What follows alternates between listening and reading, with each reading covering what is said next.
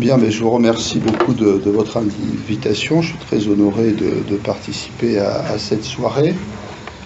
Et si j'ai bien compris, il faut faire attention à ce que je vais dire puisque ça c'est enregistré. Oh, voilà, oui, c'est enregistré, tout à fait. Si vous êtes d'accord, hein, c'est vous oui, qui... bah, évidemment, oui, je suis d'accord, mais voilà, parfois je m'emporte un peu, donc il faudra me pardonner et les auditeurs me pardonneront. C'est dommage que les questions ne soient pas enregistrées parce que c'est probablement ce qui est le plus intéressant. C'est une question, mais c'est pour garder une confidentialité. Ah oui. C'est vrai que c'est un peu une... effectivement, il faudra peut-être couper les questions et garder les réponses, je sais pas. En tout cas, d'abord, je voulais saluer votre action parce que ça me paraît très important. Dans d'autres domaines, je travaille aussi avec des associations de patients et je pense que pour la médecine, c'est un grand progrès. C'est-à-dire les maladies et les patients ne sont pas la possession des médecins, mais sont le vécu des patients. Alors, je vais vous parler ce soir du sujet qui a été annoncé, évidemment, et je vais probablement vous perturber parce que c'est un sujet qui est très complexe. C'est un sujet qui est très complexe et qui n'a pas livré d'ailleurs toutes ses clés encore. Mais c'est vrai que dans ma pratique personnelle, il arrive souvent que je vois des patients qui viennent me voir en disant « je suis borderline » parce qu'ils ont vu une émission de télévision, ou ils ont lu un livre, ou ils ont vu sur un site à quoi correspondait ce diagnostic. Et il s'avère que souvent c'est le cas, mais ce n'est pas toujours le cas. Et inversement, il m'arrive aussi de voir des patients chez qui un diagnostic de trouble bipolaire a été porté et qui, au fil de l'entretien et après des examens psychologiques ou même d'emblée, correspondent en réalité au tableau de ce qu'on appelle le trouble borderline. Mais on n'est pas soit l'un soit l'autre. Il y a des difficultés diagnostiques sur lesquelles je vais essayer d'apporter des éclaircissements. Et vous verrez que c'est en réalité très compliqué. Alors, je ne vais évidemment pas décrire le trouble bipolaire, puisque votre association se consacre à ce trouble et vous êtes parfaitement averti de ce que c'est. En revanche, je vais d'abord faire une description du trouble borderline et ensuite, j'essaierai de vous montrer en quoi ce temps diagnostique est important, mais en quoi il peut être complexe. Alors, il est important, pourquoi? Parce que la thérapeutique en découle, et il est complexe parce que il y a des chevauchements ou des pièges dans la différenciation entre trouble borderline et trouble bipolaire, et je le dis d'emblée, lesquels peuvent s'associer. Donc c'est pas pour ça que c'est pas soit l'un soit l'autre. Mais l'analyse clinique dans ce contexte est souvent difficile. Parfois, il faut prendre son temps, il faut voir le patient longtemps, plusieurs fois, pour répondre à ces interrogations diagnostiques légitimes, parce que les patients aiment savoir de quoi ils sont atteints et il faut leur répondre. Et en même temps, pour nous, c'est important de ne pas se tromper parce que la thérapeutique n'a rien à voir selon le diagnostic dans ce domaine. Alors, en quoi consiste le trouble borderline? Bon, il y a dans la salle des experts de la question, donc j'espère que je ne vais pas trop dire de bêtises, mais enfin, je dirais d'abord que ça appartient à la catégorie des troubles de la personnalité. Alors, les troubles de la personnalité correspondent à des traits de personnalité, mais c'est-à-dire à un fonctionnement qui est constant. C'est ça la grande différence, si vous voulez, avec un accès thymique et un trouble de la personnalité. Le trouble de la personnalité, c'est quelque chose qui définit la façon habituelle qu'a le sujet de se comporter ou de réagir. Et d'ailleurs, lors du renouveau des classifications, lorsqu'est paru le DSM-3 en 1981, les troubles de la personnalité étaient classés à part, sur un autre axe que les autres troubles. Pourquoi? Parce qu'il y a souvent ce qu'on appelle des comorbidités, c'est-à-dire qu'on a une personnalité qui est plus ou moins normale, entre guillemets, ce qui ne veut pas dire grand-chose, plus ou moins pathologique, ce qui ne veut pas dire grand-chose non plus, mais et par ailleurs d'autres troubles qui peuvent s'y associer, bien qu'il y ait évidemment des interactions entre tous ces troubles. Mais c'est pour vous dire que la catégorie des troubles de la personnalité est bien particulière. Alors, dans les classifications actuelles, le DSM-5, on a abandonné ces différents axes, mais il n'en demeure pas moins que la catégorie des troubles de la personnalité est un chapitre à part de tout le reste. Donc, ce premier point à bien comprendre, c'est qu'il s'agit là de façon d'être, de comportement, de façon de réagir ou de traits psychologiques qui sont relativement constants. Je ferai à ce sujet une première remarque concernant le trouble borderline, parce qu'on a considéré que ça fait partie, on considère toujours que ça fait partie des troubles de la personnalité, mais certains ne sont pas de cet avis et disent non, pas du tout, le trouble borderline c'est une maladie en soi, qui a un début, en général à l'adolescence, un milieu et une fin, parce qu'on peut tout à fait, après 40, 50 ans, avoir une atténuation très, très marquée des symptômes ou une disparition des symptômes, et donc dire que c'est un trouble de la personnalité peut être contesté. Donc vous voyez déjà la première complication. Alors ensuite, qu'est-ce qui caractérise le mieux le trouble de la personnalité borderline ou personnalité état limite? On n'a pas trop le temps de faire l'historique de cette notion, mais sachez tout de même qu'elle a d'abord pris racine dans les milieux psychanalytiques où ça désignait les personnes qui étaient considérées initialement plutôt comme névrotiques et qui, par la suite, et notamment au cours de la cure psychanalytique, pouvaient montrer des réactions psychotiques. Mais ça, c'est du domaine de l'histoire, c'est plutôt comme ça qu'on conçoit les choses. Petit à petit, donc, on a identifié ce trouble de la personnalité. C'est vraiment dans les années 70 que ça a été reconnu par le milieu psychiatrique. Et c'est donc dans les classifications depuis le DSM-3 de 1981. Et ce sont surtout les psychiatres américains qui ont identifié ce trouble, même s'il y a eu des travaux aussi dans d'autres pays, en particulier en France. Alors ce qui caractérise ce trouble, d'abord, c'est l'instabilité.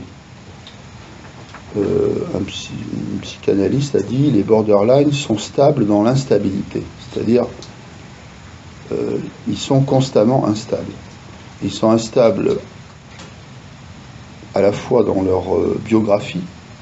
Si on demande à un patient borderline de nous expliquer ce qu'il a vécu, il y a d'abord une scolarité chaotique avec des changements d'établissement, des orientations dans un sens, puis après dans l'autre, une instabilité amicale, une instabilité affective, avec de grandes difficultés à avoir une relation amoureuse stable, une instabilité après dans la vie professionnelle.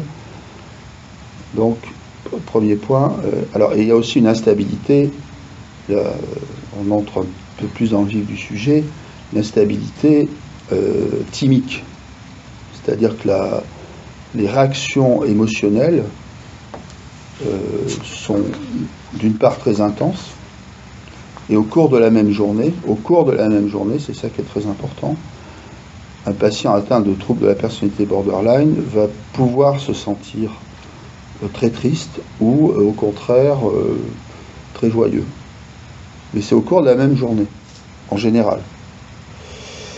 On reviendra après sur d'autres aspects des perturbations thymiques dans le trouble borderline. Il y a pour corollaire une caractéristique aussi importante, c'est l'immense difficulté à gérer, même si ce terme n'est pas très élégant, à gérer ses émotions. C'est-à-dire que les émotions sont ressenties de façon très forte et entraînent souvent des débordements comportementaux. Les débordements comportementaux sont marqués par l'impulsivité, les colères, la mise en danger et souvent les tentatives de suicide à répétition. Ça, c'est très caractéristique aussi des personnalités borderline, mais souvent dans un contexte impulsif ou en réaction à un événement fâcheux ou une contrariété. Et parfois la colère ou la tentative de suicide ou la réaction impulsive va être déclenchée par un événement minime. Ça va être une remarque mal interprétée ou un échec ou une rupture sentimentale. C'est pas minime, excusez-moi, mais enfin en tout cas il y a une surréactivité sur un mode impulsif et sur un mode de mise en danger. Parmi les autres comportements de mise en danger, on peut observer très souvent des conduites addictives, quelles qu'elles soient. On observe aussi très souvent des troubles du comportement alimentaire. Là aussi, parfois, le comportement alimentaire est perturbé, c'est au premier plan, mais quand on examine le patient, quand on fait un examen clinique approfondi, on s'aperçoit que ça s'intègre dans l'ensemble du tableau que je suis en train de vous décrire. Le mode relationnel des patients atteints de troubles de la personnalité borderline est très particulier. C'est souvent une alternance d'adoration, de sentiments positifs extrêmes et après qui peuvent se transformer en haine et de l'amour absolu, on passe à la haine virulente. Avec une difficulté, c'est ce qu'on appelle la pensée dichotomique, c'est-à-dire ou manichéenne, c'est tout l'un ou tout l'autre. Il y a une difficulté à appréhender la vie psychique, les autres, le monde, soi-même, avec nuance.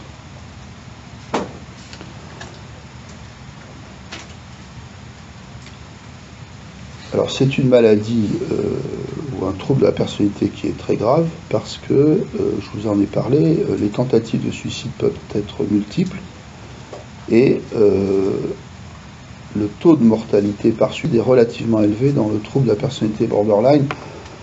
Bon, c'est dur de l'étudier de façon très objective, mais enfin, le chiffre cité, c'est entre 10 et 15%, ce qui est à peu près d'ailleurs le chiffre qui est cité dans le trouble bipolaire. C'est pour dire que la gravité, sous cet angle-là, est comparable. Ensuite, il y a d'autres caractéristiques. Il y a en général un fond d'angoisse permanent, une très mauvaise image de soi, et dans la psychologie du borderline, il y a un trait qui est quasiment toujours présent, c'est la peur de l'abandon. Notamment quand il y a une relation, alors c'est vrai des relations amicales, mais c'est surtout vrai des relations amoureuses, c'est la peur de l'abandon, avec comme conséquence soit de tout accepter pour ne pas être abandonné, soit de provoquer même la rupture par une sorte de mécanisme psychologique plus ou moins conscient d'ailleurs. On préfère soi-même rompre que d'être abandonné, ou alors qu'on a la peur d'être abandonné, on fait tout pour être abandonné avec sans arrêt besoin d'être rassuré, d'être sûr des sentiments du compagnon. Alors je dis du compagnon parce que ce sont souvent, ça touche en majorité des personnes de sexe féminin, mais ça peut tout à fait toucher aussi des personnes de sexe masculin. Donc un fond d'angoisse, la peur de l'abandon, des décompensations dépressives. Alors vous le savez sans doute, la dépression peut compliquer n'importe quel trouble psychiatrique. C'est pas uniquement dans le trouble bipolaire qu'on voit évidemment des états dépressifs, mais chez le patient borderline, il peut y avoir des décompensations dépressives sévères, avec le risque suicidaire d'ailleurs qui s'y rattache. Il y a aussi, en dehors des conduites addictives, d'autres conduites à risque, rapports sexuels non protégés, conduite automobile sans faire attention, enfin des conduites à risque où le patient se met en danger. Et enfin, on peut observer, mais de façon très transitoire, chez les patients atteints de troubles de la personnalité borderline, des réactions psychotiques, principalement des idées délirantes de persécution, mais c'est très transitoire, ça n'a pas du tout le caractère de conviction et intense qu'on peut le voir dans les troubles délirants proprement dit. Alors je ne sais pas si j'ai oublié certains points, je pense avoir dit l'essentiel. Ce qu'il faut savoir, donc, c'est que ce terme de borderline est malheureusement trompeur parce qu'il est utilisé à toutes les sauces, puisque borderline, ça veut dire imprécis, à la limite entre plusieurs choses. Le terme d'état limite n'est pas meilleur. Et dans la classification de l'OMS, je vous en prie, dans la classification de l'OMS, on parle de personnalité émotionnellement labile. Donc c'est vrai que la labilité émotionnelle est un trait de la personnalité borderline, mais c'est loin d'être le seul, comme je vous l'ai dit. Il y a beaucoup de conceptions psychopathologiques de la personnalité état limite, conceptions comportementales, des conceptions cognitivo-comportementales, des conceptions psychanalytiques, mais pour l'instant on s'en remet, disons, il n'y a pas d'explication psychopathologique univoque et qui permettrait de jeter une lumière définitive sur tous les aspects de ce trouble. Certains disent, et moi je suis assez d'accord avec eux, même si ce sont des psychanalystes, que le trouble de la personnalité borderline, c'est pas tellement un trouble de la personnalité, c'est une absence de structuration de la personnalité. Ça, je crois que c'est une bonne remarque, et les patients eux-mêmes le disent, ont du mal à savoir qui ils sont.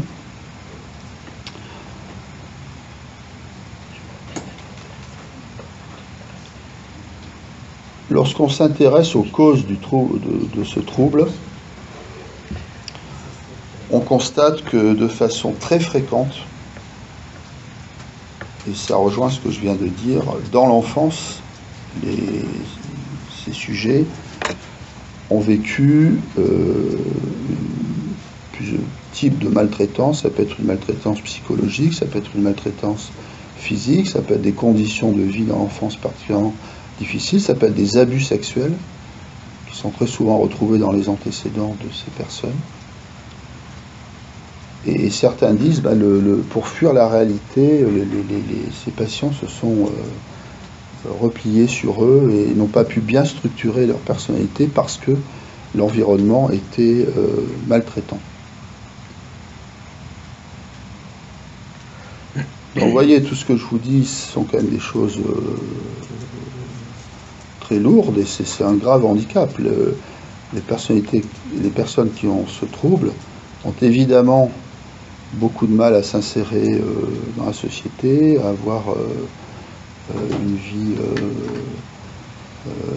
harmonieuse, c'est plutôt une vie chaotique, avec quand même, pour atténuer ce tableau et ce que je viens de dire, plusieurs points. Le premier, c'est qu'il y a des formes grave et complète, je dirais, avec tous les symptômes que je vous ai signalés. Puis il y a des formes où l'intensité des symptômes est moins lourde, et des formes où le tableau n'est pas complet, où vont prédominer tel ou tel type de symptômes. Deuxièmement, avec le temps, et surtout lorsque le patient ou la patiente atteinte de ce trouble trouve des points d'ancrage, il peut y avoir une amélioration. Pourquoi? Parce qu'on a l'impression que le patient est comme un bouchon de liège sur l'océan, c'est-à-dire qu'il est emporté par tous les courants qu'il traverse. Mais quand il y a un point d'ancrage, ça peut être une relation affective stable. Très souvent, malheureusement, les personnes atteintes de troubles borderline tombent sur des pervers ou des gens qui finalement profitent de leur faiblesse et surtout de leur peur de l'abandon. Parce que quand vous avez peur d'être abandonné, parfois vous êtes prêt à tout accepter pour garder une relation.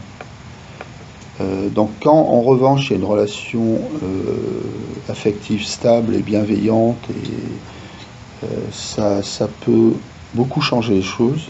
L'insertion professionnelle aussi, quand le patient trouve un milieu professionnel où il peut tenir et où il peut s'épanouir et être valorisé, ça peut améliorer les choses. Parfois le fait d'avoir un enfant peut constituer un tournant dans la trajectoire du patient. Et surtout, c'est le fait d'être pris en charge de façon adaptée. Ce qui m'amène à parler du traitement. Pas de traitement, il n'y a pas, pour la personnalité borderline, il n'y a pas de lithium, si vous voulez, comme il y a pour le trouble bipolaire. Il n'y a pas de médicaments psychotropes qui soient spécifiques ou qu'il faille impérativement utiliser. On donne, quand on l'estime nécessaire, un traitement symptomatique. Et ça peut être des régulateurs d'humeur quand la labilité émotionnelle infradienne est élevée, des antidépresseurs s'il y a une décompensation dépressive, des anxiolytiques, des antipsychotiques. Enfin, toutes les classes pharmacologiques sont utilisées, mais lorsqu'on fait la revue de la littérature dans ce domaine, aucun traitement n'est vraiment électif de ce trouble. Le plus important, la clé, une des clés d'amélioration, c'est la psychothérapie. Mais encore faut-il qu'elle soit pratiquée par quelqu'un qui connaisse bien ce trouble et qui ait à sa disposition les méthodes qui ont fait la preuve dans ce trouble. Alors, il y a plusieurs types de psychothérapie qui ont été mis au point, spécifiquement d'ailleurs pour ce trouble, quitte à être élargi après pour d'autres troubles de la personnalité. Je citerai en premier lieu la thérapie comportementale et dialectique, ou dialectique et comportementale, je ne sais jamais dans quel sens, mais de Marsha Linehan, qui est elle-même une psychologue, professeure de psychologie. Vous pouvez répéter, s'il vous plaît, le nom de la thérapie? Excusez-moi.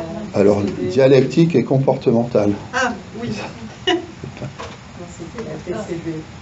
Voilà, de Marsha Linehan. Ça a été vraiment mis au point pour les patients atteints de troubles borderline.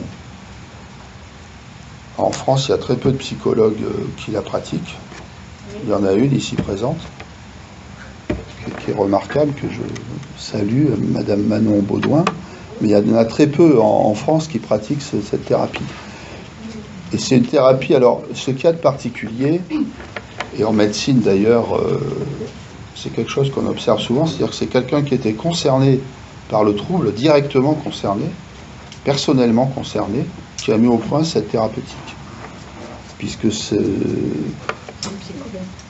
une psychologue, professeure universitaire en psychologie. Alors c'est une personne qui maintenant est très âgée, mais vous savez qu'aux États-Unis, on peut rester universitaire jusqu'à 100 ans si on est encore valide. Et qu'on ne met pas les gens dehors en raison de leur âge, c'est considéré comme la discrimination. Mais c'est quelqu'un qui a révélé il y a très peu de temps, il y a quelques années, 4 ou 5 ans, qu'elle-même avait souffert de ce trouble, qu'elle avait été prise en charge de façon inappropriée, et que c'est une sorte d'ailleurs de révélation religieuse ou mystique qui lui a fait comprendre qu'il fallait qu'elle s'accepte. Enfin bon. Mais après, elle a voulu aider les personnes atteintes de ce trouble, et notamment, en priorité, les personnes qui font des tentatives de suicide à répétition. Et c'est vrai que souvent les psychiatres ont beaucoup de mal pour la prise en charge de ces patients, parce que ce sont des patients et des patientes qui sont ingrats, ne sont pas agréables, toujours, certains le sont, mais parce que ils souffrent, hein, tout simplement, et puis ils sont un peu méfiants, et puis ils sont impulsifs, donc ils ne viennent pas toujours au rendez-vous. Enfin, ce sont des prises en charge particulièrement difficiles. Et ingrates au sens où il y a souvent des rechutes, des moments, puis où on n'a pas un traitement médicamenteux, par exemple, qui va résoudre rapidement le problème. Et donc, Marshall Linehan a mis en place ce traitement. Bon, je ne vais pas vous le décrire, mais sachez simplement qu'il est gradué avec cette grande particularité. Et moi, je trouve ça tout à fait remarquable, si vous voulez, au plan psychothérapeutique, c'est que le patient fait une sorte de contrat moral avec le thérapeute.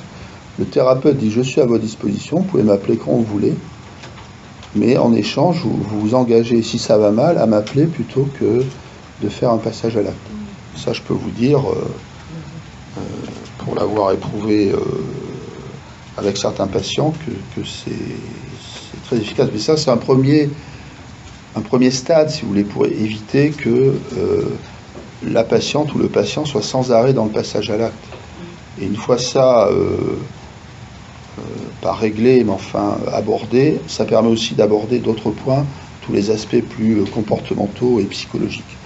Donc c'est un traitement très pragmatique, mais très centré sur les symptômes, comment apprendre à mieux gérer ses émotions, enfin avoir une compréhension aussi des mécanismes psychologiques à l'œuvre dans ce trouble.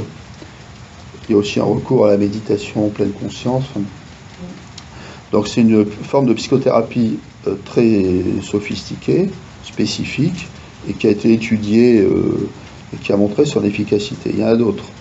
Il y a un psychologue américain qui s'appelle Jeffrey Young, qui exerce à New York, qui a mis au point, pour les troubles de la personnalité en général, mais y compris pour le trouble de la personnalité borderline, ce qu'on appelle la thérapie des schémas. Donc là non plus, je n'ai pas le temps de le détailler, mais c'est une forme de thérapie intégrative, c'est-à-dire qui essaie de voir dans les différentes formes de psychothérapie ce qui peut être intéressant, et qui est une réflexion sur le mode de fonctionnement psychologique et le positionnement par rapport aux autres du patient. Donc là aussi, il y a des psychologues spécialisés qui pratiquent ce type de thérapie, mais il n'y en a pas beaucoup. Et puis, il y a des méthodes psychanalytiques aussi qui ont été mises au point pour le trouble de la personnalité borderline. Mais ce qu'il faut dire, c'est ça le message principal à retenir en matière thérapeutique, c'est que la psychothérapie est le pilier du traitement.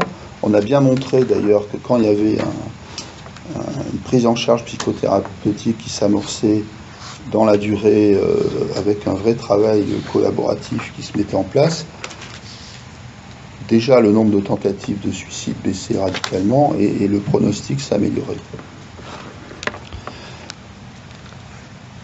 Et donc une psychothérapie, mais faite par quelqu'un qui connaît ce trouble, parce que sinon c'est beaucoup moins efficace, beaucoup moins pertinent. Alors venons-en maintenant au point qui est l'objet principal de mon intervention, c'est-à-dire les questions diagnostiques entre troubles bipolaires et troubles de la personnalité borderline. Alors, il y a beaucoup de choses à dire parce que certains vont jusqu'à considérer que le trouble borderline est une forme de trouble bipolaire. c'est par exemple le professeur Akiskal, dont vous avez dû entendre parler. Alors il y a une blague à son sujet, c'est qu'est-ce qu'un malade qui n'est pas bipolaire? C'est un malade qui n'a pas été examiné par le professeur Akiskal.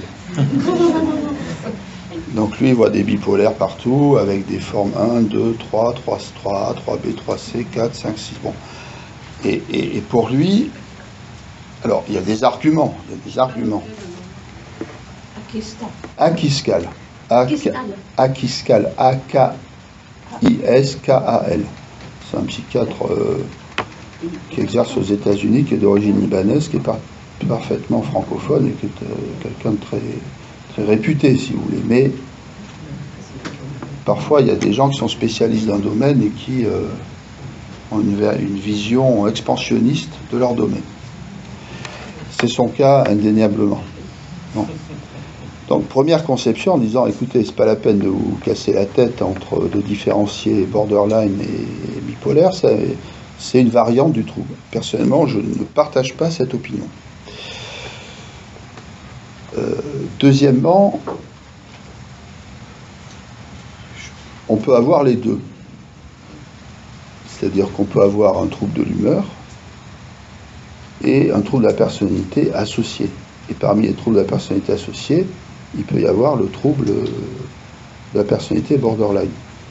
Alors là, l'analyse clinique montre qu'il y a d'authentiques et d'évidents épisodes maniaques ou hypomaniaques, épisodes dépressifs ou mélancoliques, épisodes mixtes, bien définis sur des durées habituelles dans le trouble bipolaire, et que parallèlement, dans la façon d'être entre les accès, il y a les traits de personnalité que je viens de vous décrire.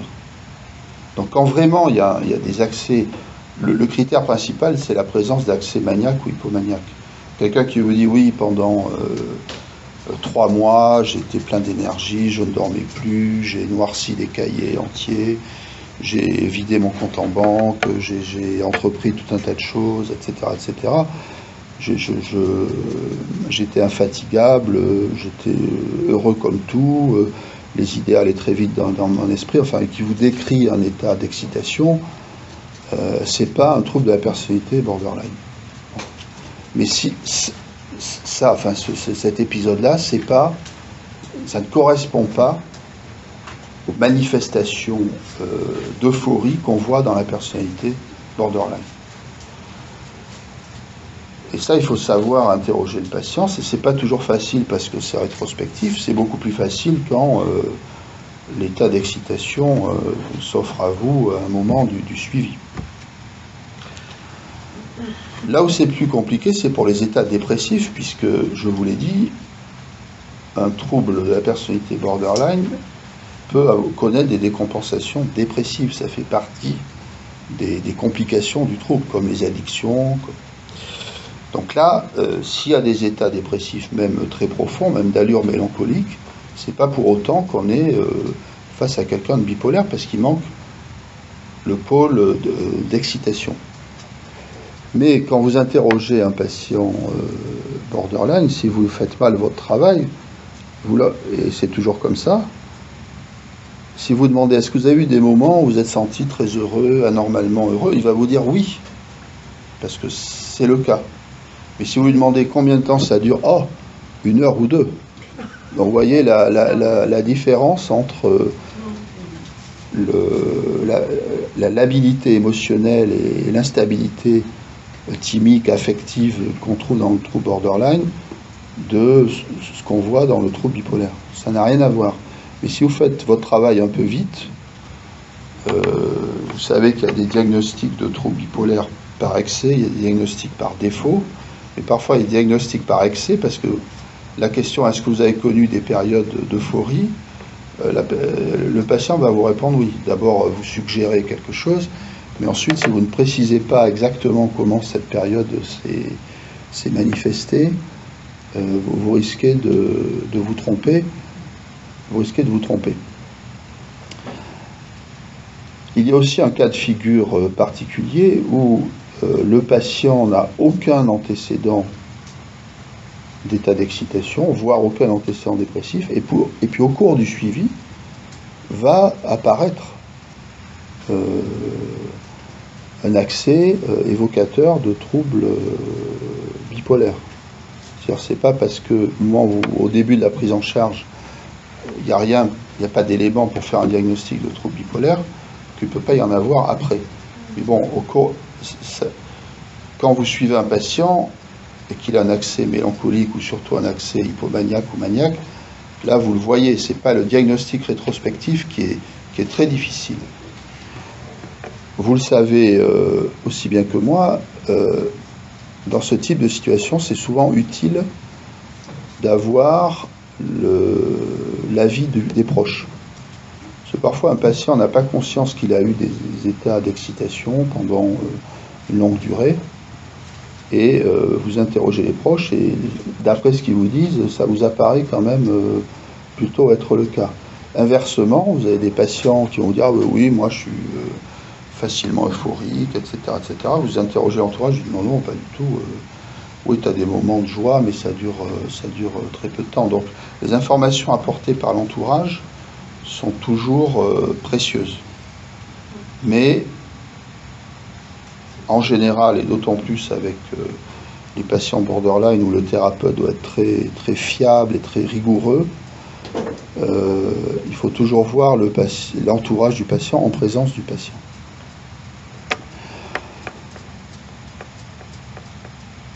Alors, pourquoi tout ça est très important? C'est parce qu'on voit des erreurs diagnostiques dans un sens ou dans l'autre, et parfois on voit des patients qui ont eu un diagnostic de trouble bipolaire, qui arrivent avec du Dépakote, ou des traitements comme ça, ou maintenant des antipsychotiques. Et quand vous les interrogez bien, au moins vous pouvez avoir un doute. Auquel cas,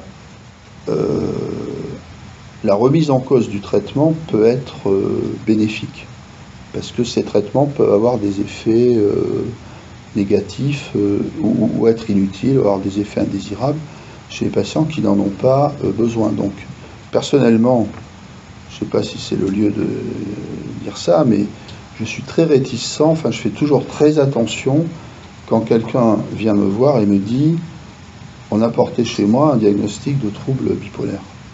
Il faut vraiment toujours vérifier que les critères sont bien remplis, parce que c'est un diagnostic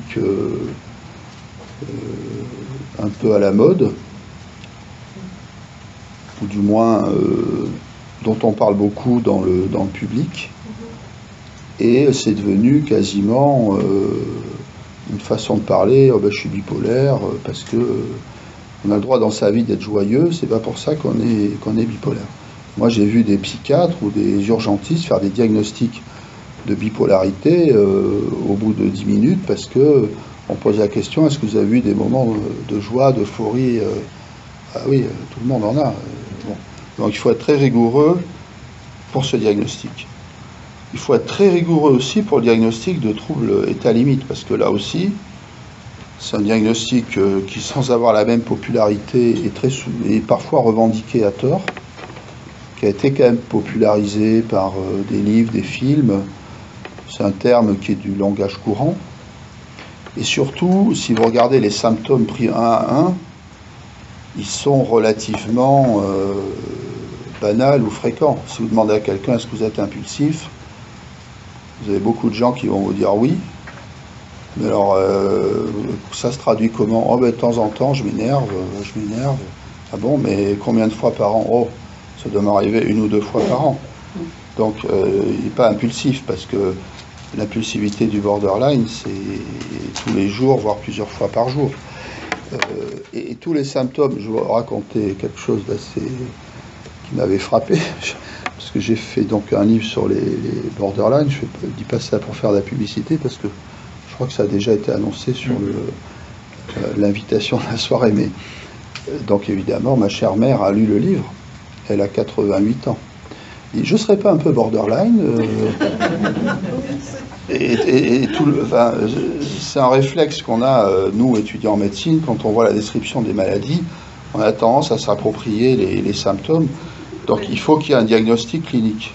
Encore que souvent maintenant les patients sont très renseignés et remplissent des questionnaires, mais c'est pas pour autant que ça a la même fiabilité qu'un diagnostic clinique. Un diagnostic clinique qui doit d'ailleurs être prudent, il faut prendre son temps, il faut éventuellement faire des tests psychologiques pour approfondir, pour affiner le diagnostic, pour avoir des éléments complémentaires. Et enfin, les troubles de la personnalité, ce ne sont pas des diagnostics strictement catégoriels. Pour des raisons de compréhension, il y a des catégories de troubles de la personnalité, mais il y a beaucoup de formes mixtes. C'est-à-dire que chez un même patient, il va y avoir des traits borderline, mais il y aura peut-être aussi des traits histrioniques ou des traits psychopathiques. Ça, c'est très fréquent. Personnalité antisociale et très personnalité borderline. Donc il ne faut pas tomber dans le risque de coller une étiquette et qu'il y ait une sorte d'identification trop forte entre le diagnostic et la personne, qui ne se résume pas évidemment à un diagnostic. Une patiente que j'avais vue, chez qui on avait diagnostiqué un trouble de la personnalité borderline, en avait parlé à son mari et dit: ah ben maintenant tout ce que je fais c'est borderline. Si je rate un gâteau, c'est parce que je suis borderline. Donc il faut aussi avoir du recul par rapport à ces étiquettes. Il faut avoir du recul parce que chaque personne est différente, mais en même temps il faut être rigoureux parce que ça a des implications dans la prise en charge. Et dans la prise en charge du patient borderline, je terminerai peut-être là-dessus, ce qui est très important, c'est l'attitude du thérapeute, qui doit être à la bonne distance. Nous ne sommes pas les copains des patients. En même temps, il faut être chaleureux, il faut être disponible. Je vous expliquais tout à l'heure ce qui était fait dans le cadre de la thérapie dialectique et comportementale. Il faut être fiable et il faut éviter, parce que c'est très facile de rejeter ces patients qui sont ingrats, qui sont difficiles. Il faut éviter justement que la relation dite thérapeutique, qui en l'occurrence ne le serait pas, reproduise le type de relation que le patient a connu dans sa vie. Donc il faut offrir au patient l'expérience relationnelle correctrice, c'est-à-dire lui montrer qu'on peut établir une relation avec quelqu'un qui soit d'une nature différente, qui ne soit pas rejetante. Faire attention aussi parce que la peur de l'abandon, elle se porte aussi sur le thérapeute. Donc c'est toute une difficulté de prise en charge, mais en même temps, lorsque on s'intéresse à ce type de pathologie, c'est probablement là où la psychothérapie peut offrir les plus grandes satisfactions pour le patient, mais aussi pour le thérapeute, parce qu'on est évidemment très heureux de voir nos patients alignés. Voilà, je termine là-dessus pour qu'on puisse discuter. Comment votre livre? Vous l'avez peut-être dit, je suis arrivé un petit peu en retard. Je ne l'ai pas dit, mais enfin bon, je ne veux pas faire de publicité. Il y a un livre d'écrit? Je vais vous le dire, c'est les Borderline aux éditions Audi Jacob. Alors, monsieur là-bas. Bonsoir professeur, je voudrais vous remercier de m'avoir proposé un rendez-vous, mais je n'ai jamais réussi à inviter le malade. Ah oui, c'est exact, je me souviens. Excusez-moi. Vous, je vous ai vu, mais je l'ai pas vu. J'ai quand même eu le temps de regarder la littérature. Quand on est retraité, on a du temps. Même si c'est malade, c'est pas confortable. Alors j'étais étonné quand même par l'article qui est paru l'année dernière, après l'intervention du docteur Bourillon de Sainte-Anne au congrès de l'encéphale. Le titre de la revue, de l'article, pardon, pourquoi est-ce si difficile de soigner les borderline? Et il écrivait dans une phrase, il y a 80% de ces malades qui se fâchent avec leur psychiatre dans les 2 ans qui suivent le traitement. Alors pour ma femme, ça a été 3 ans, voilà la différence, mais je suis toujours mal à l'aise pour trouver un psychiatre compétent pour soigner une malade qui est certainement malade, mais sûr, bien sûr, de ne pas être malade. C'est moi qui dois aller la soigner pour mes troubles psychiques. Merci de votre compréhension. Alors, souvent les borderline ne refusent pas de consulter. Ce qui est difficile, c'est d'établir une relation dans la durée. Et parfois, il faut qu'il y ait plusieurs échecs, jusqu'à trouver la personne avec qui le lien peut s'établir. Je n'ai pas lu l'article du docteur Ougourlian, et je trouve un peu lamentable ce qu'il a dit. Mais enfin, bon. C'est pas Jean-Marie Ougourlian, c'est M. Gourion. Ah, M. Gourion, mon jugement sur la phrase en question ne change pas. David Gourion, qui travaillait à Sainte-Anne, oui, non, mais de travail temps libéral dans le 16e. Non, mais c'est ce que je vous disais tout à l'heure. Ce sont des patients très difficiles à prendre en charge.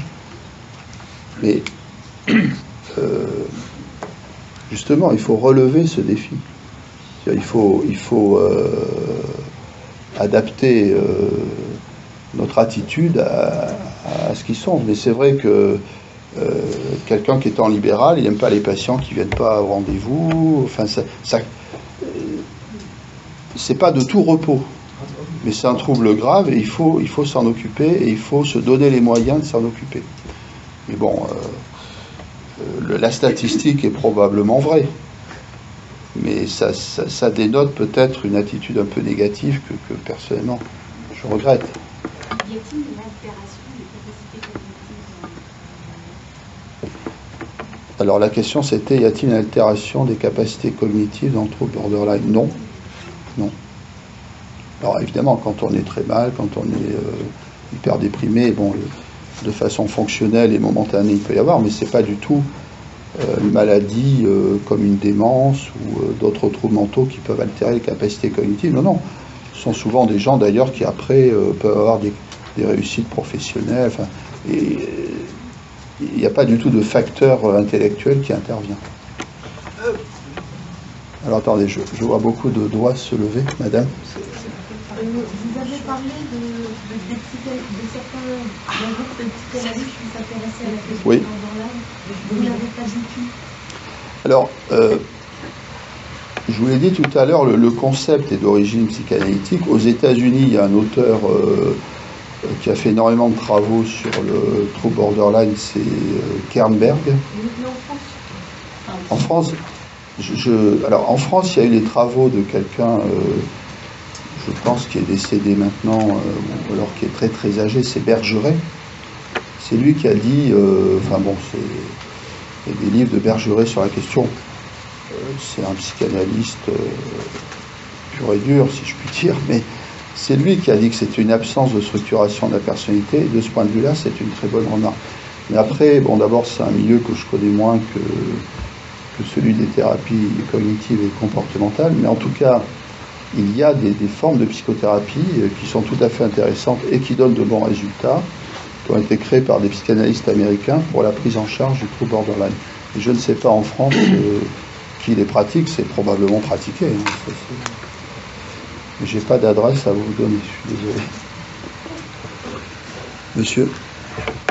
Oui. Une question, vous mentionniez qu'il était possible, en caractérisant l'épisode maniaque ou hypomaniaque, de différencier le borderline, notamment dans sa durée.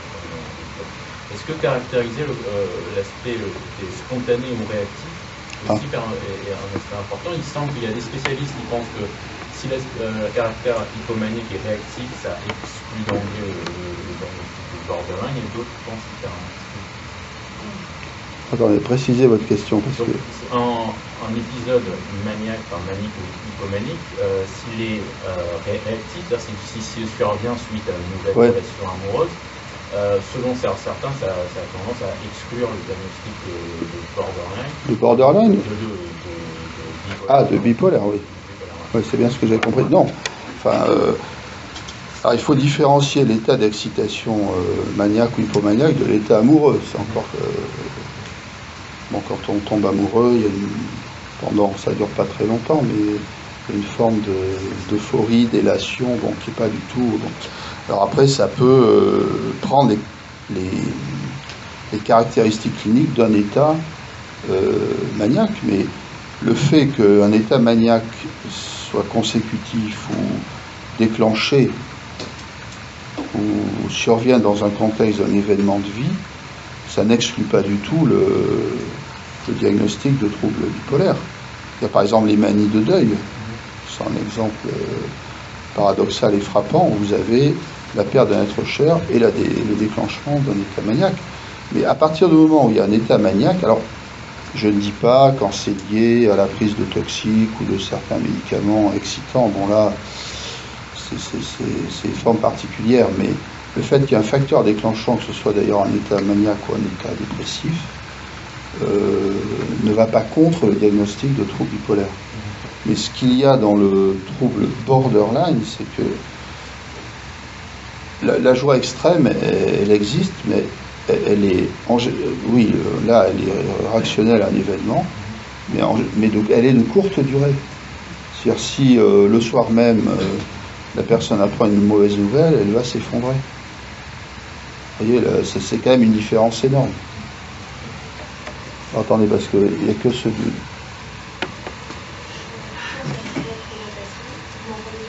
Non, pas du tout.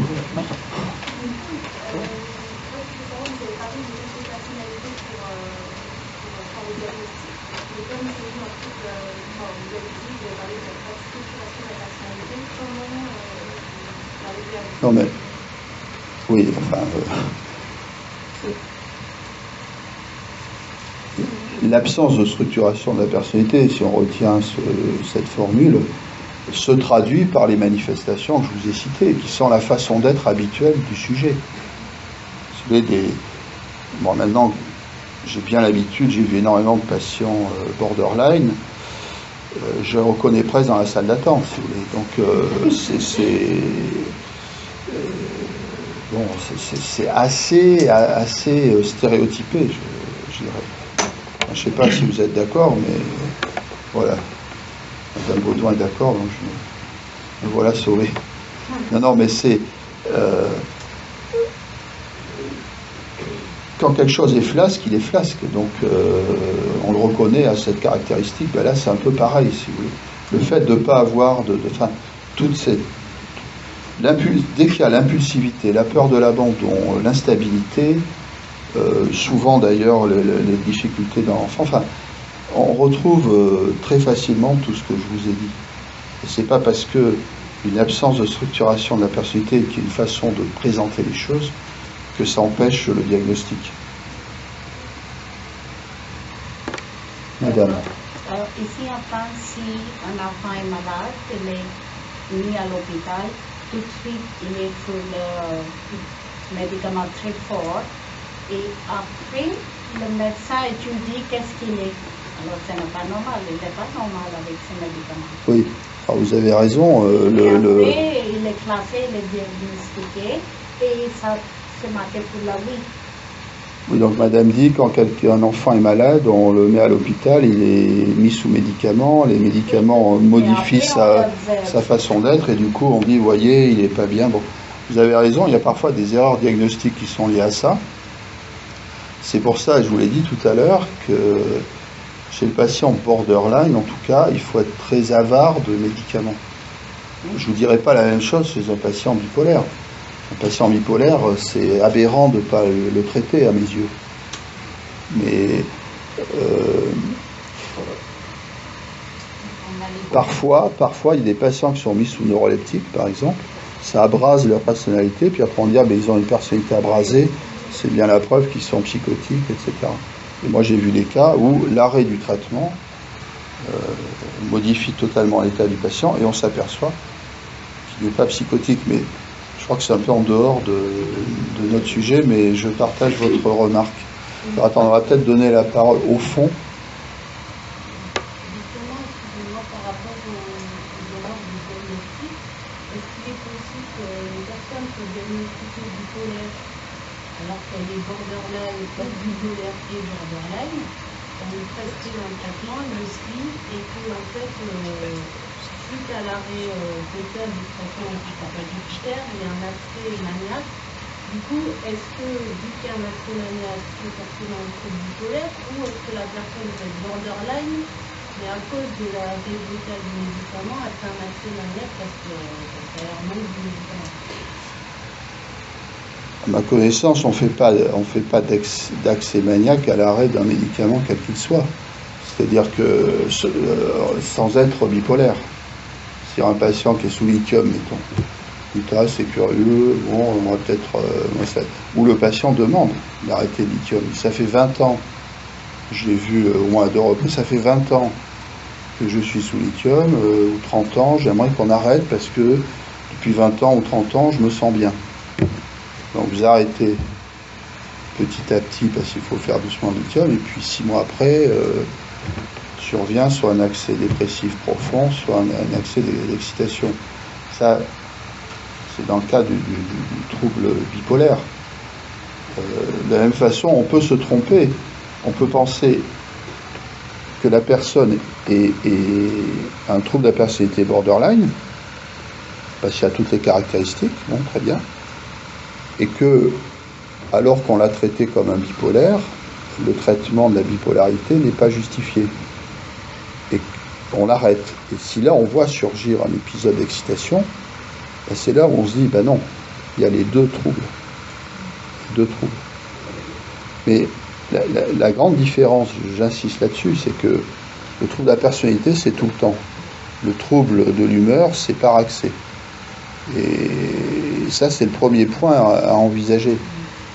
Puis bon, vous reconnaîtrez quand même que la symptomatologie dépressive, qui est transitoire, mais même, et la symptomatologie qui est transitoire, mais même, c'est quand même assez différent du trouble borderline. Il y a tout un tas d'éléments qui ne sont pas présents dans le trouble bipolaire. Bon, il y a l'humeur qui varie, d'accord, mais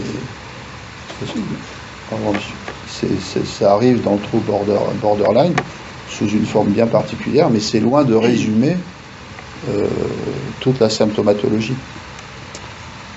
Alors attendez, je ne sais plus trop qui c'est. Alors monsieur peut-être.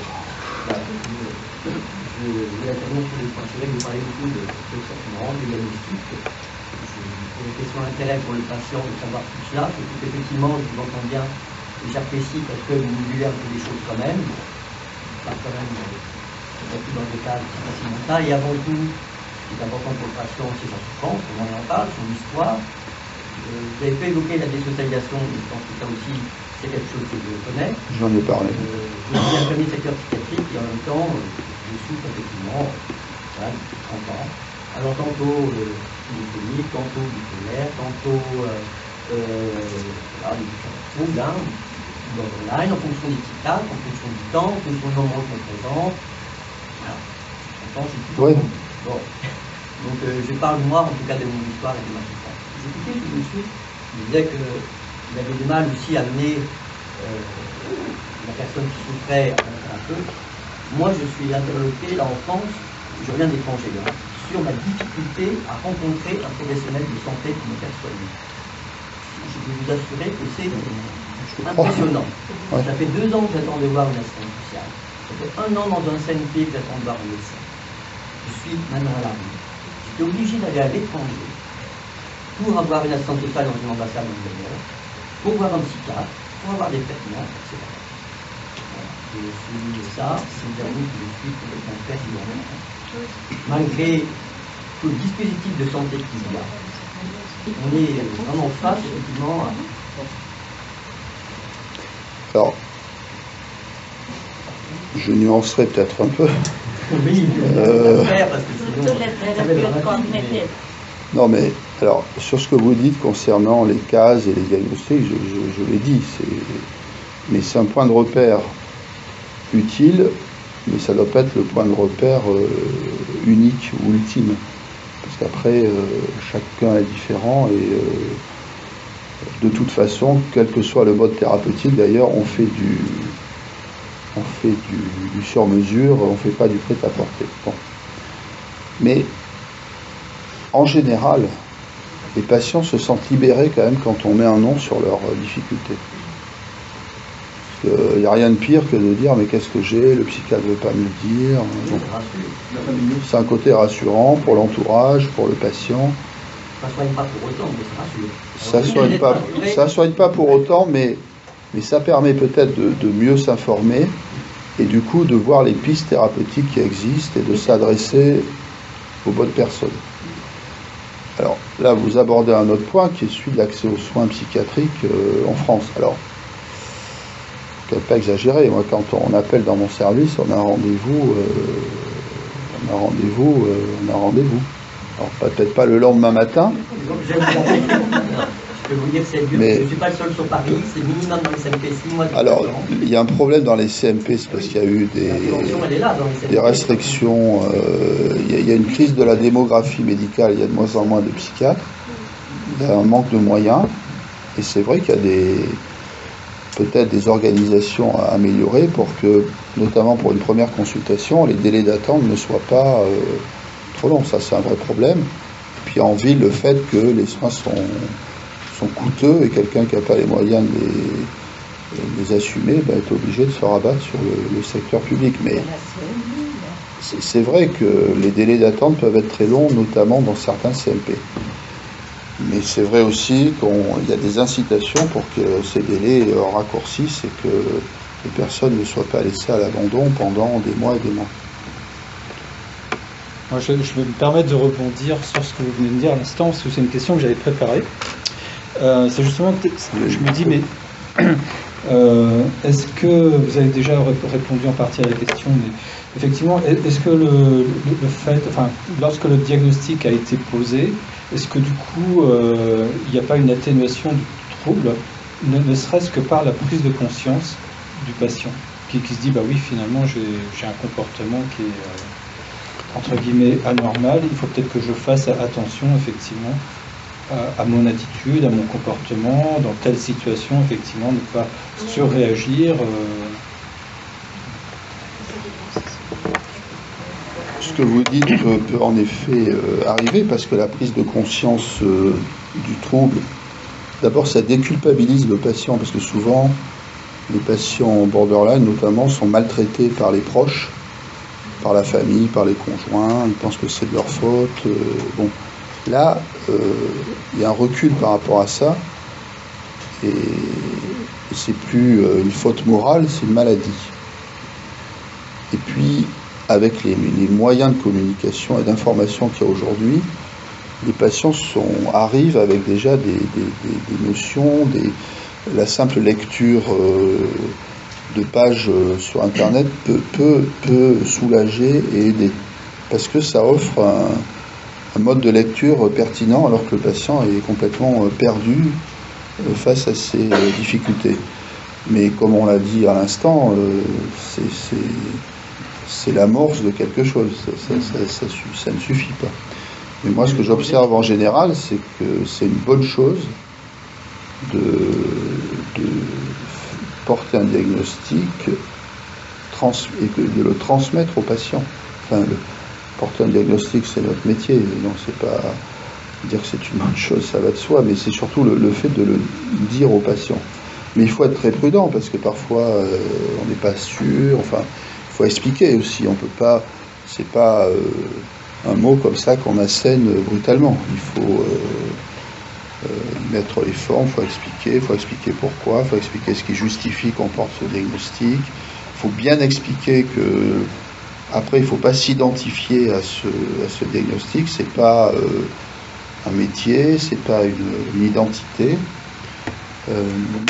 mais globalement c'est en général, enfin, c'est presque tout le temps positif de franchir cette étape.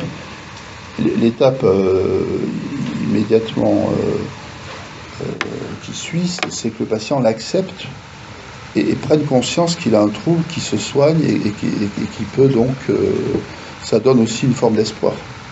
Et pas être dans le déni. Et de ne pas être dans le déni, oui.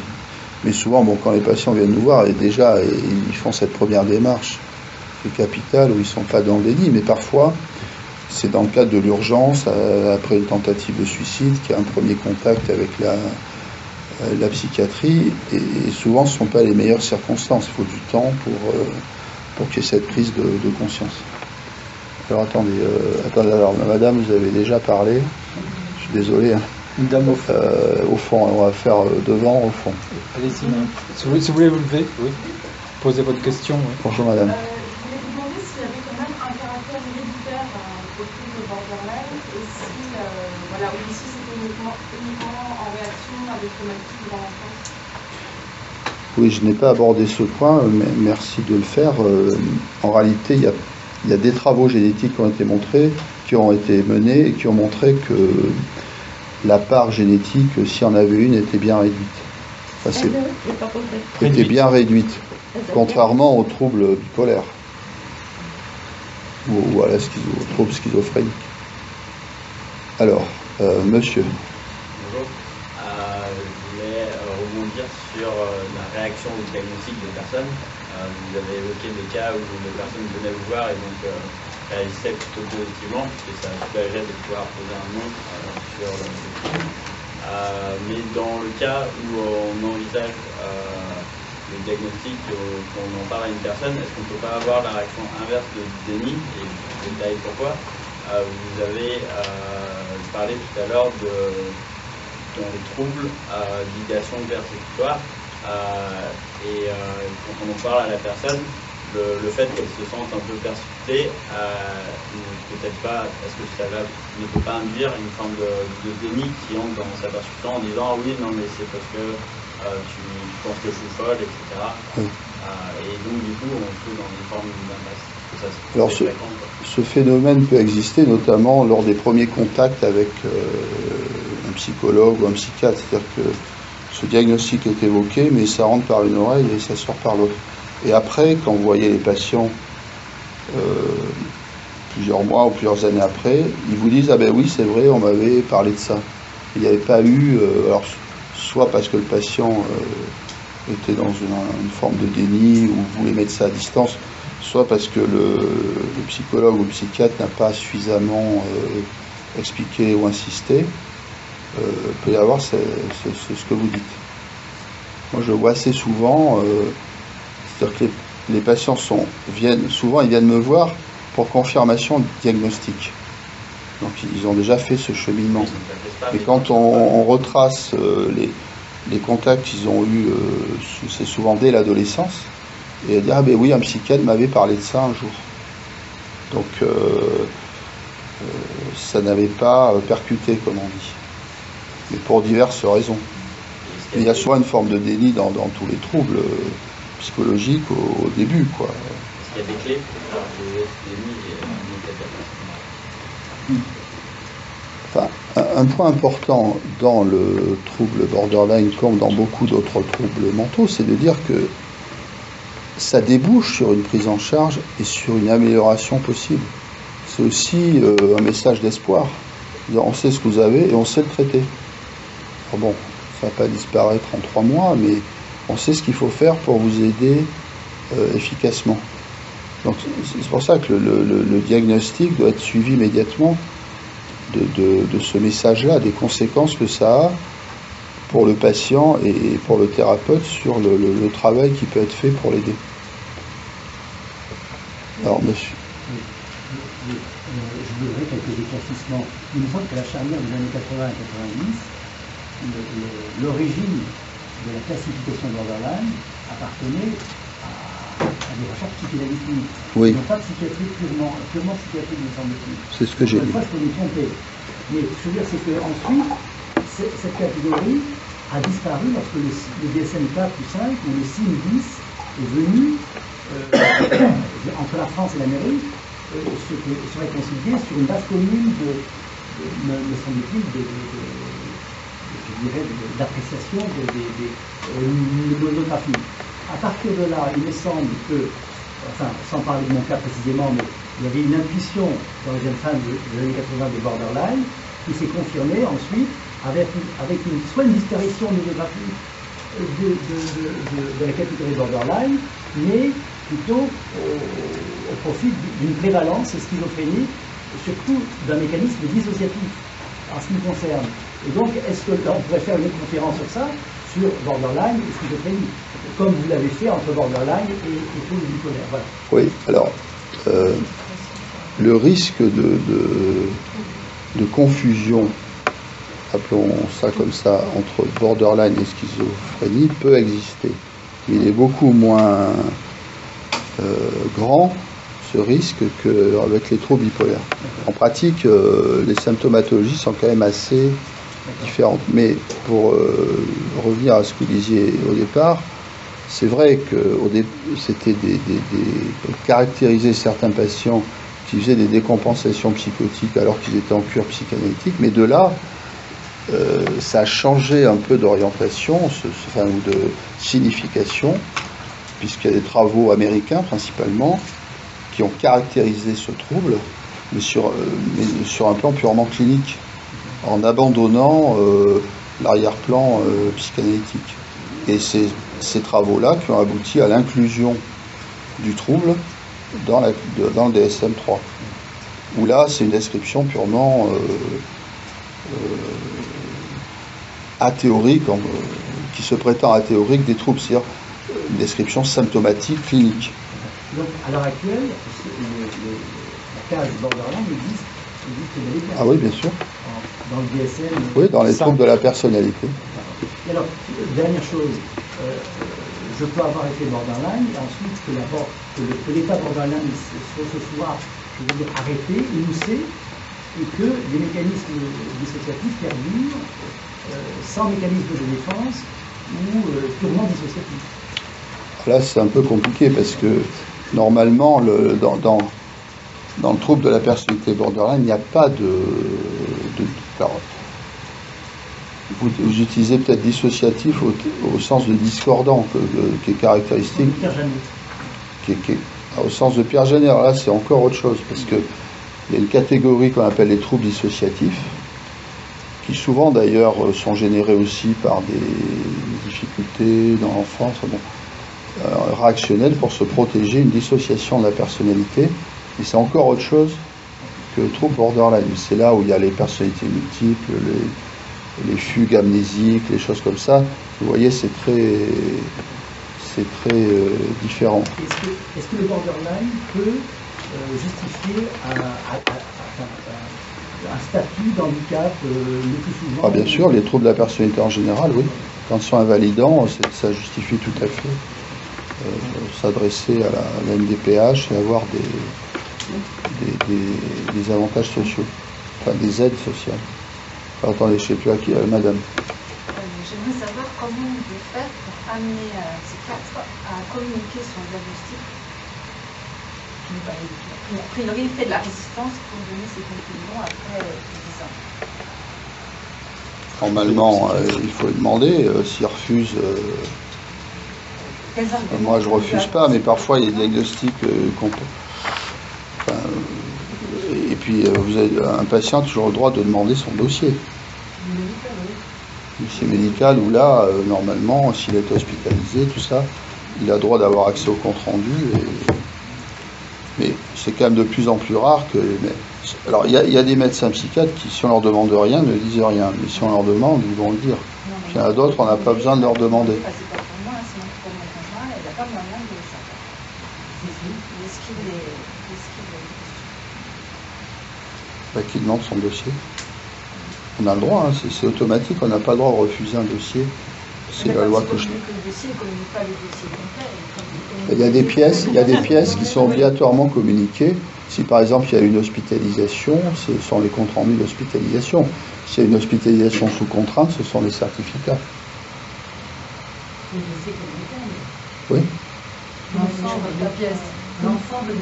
Ce qui n'est pas communicable sont les notes personnelles que prend le médecin. Mais les lettres et les comptes rendus d'hospitalisation, les ordonnances, tout ça, c'est que ça doit être communiqué. La liste des pièces à communiquer est bien arrêtée. Il faut prendre contact avec l'association d'usagers pour le centre hospitalisé. Oui, normalement, vous écrivez à l'hôpital où la personne est hospitalisée, on doit vous le donner. Si on ne vous le donne pas, il faut peut-être avoir l'appui d'une association d'usagers. Mais maintenant, les hôpitaux ont des instructions. Nous, on a des instructions. Quelqu'un demande son dossier, on lui donne son dossier. Alors, c'est mieux d'ailleurs de lui donner en donnant des explications, parce que parfois, c'est un langage un peu technique, un peu aride. Mais on ne peut pas refuser la communication du dossier. Ou bien écrire à l'ordre des médecins. Alors peut-être, je ne sais pas si c'est une bonne chose. Ah ben, évidemment, le médecin peut vivre ça comme une marque de défiance, mais en général, ceux qui nous demandent leur dossier, c'est des patients qui sont suivis ailleurs ou qui sont plus... Enfin bon, je ne connais pas le cas particulier, mais il devrait pouvoir... Alors monsieur, tout au fond.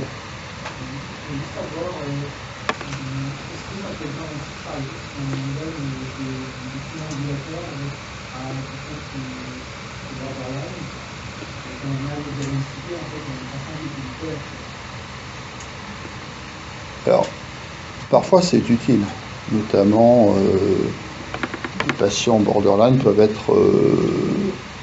mieux gérer leurs émotions ou avoir des fluctuations thymiques moins importantes, être plus stable émotionnellement avec l'acide valproïque, avec du Dépakote.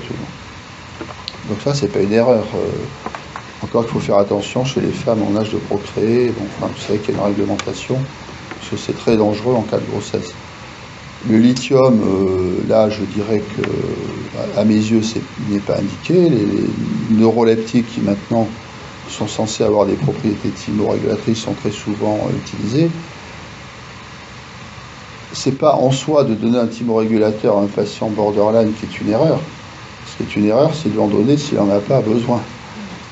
Ou alors c'est de lui en donner parce qu'on n'a pas fait le bon diagnostic.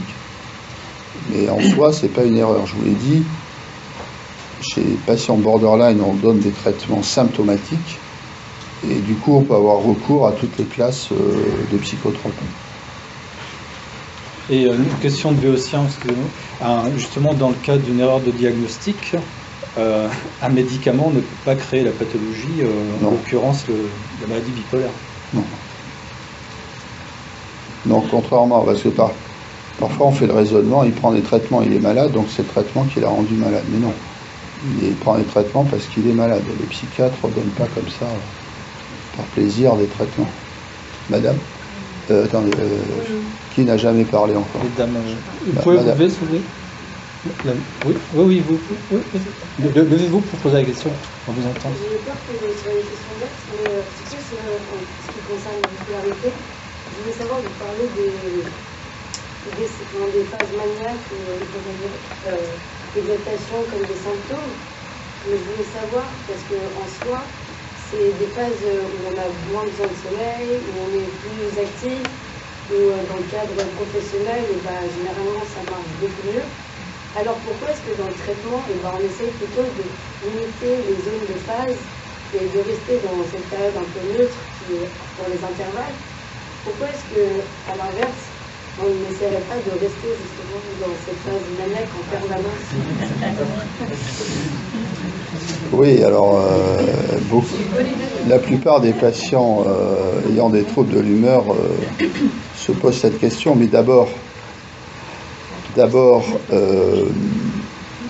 un état maniaque ou hypomaniaque n'est pas stable. Il y a une phase au départ où on peut se sentir mieux, mais après ça peut créer des excès, de l'agressivité.